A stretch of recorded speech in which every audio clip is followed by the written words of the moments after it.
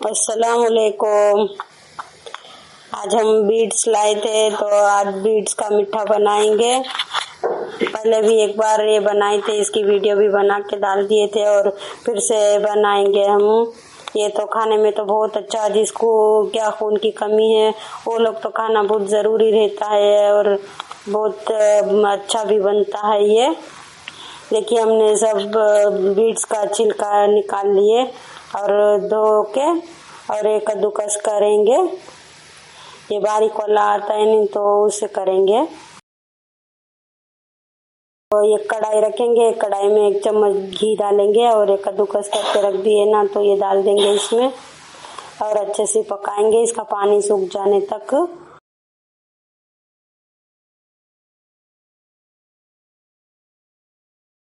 ये माशाल्लाह कलर तो बहुत अच्छा आता है, इसका कलर वो डालने की ज़रूरत ही नहीं पड़ती है और घर में जो चीज़ है वो चीज़ से ही बनती है ये मिठाई।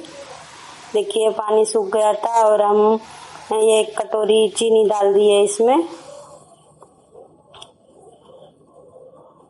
और ये 1 कटोरी दूध भी डाल देंगे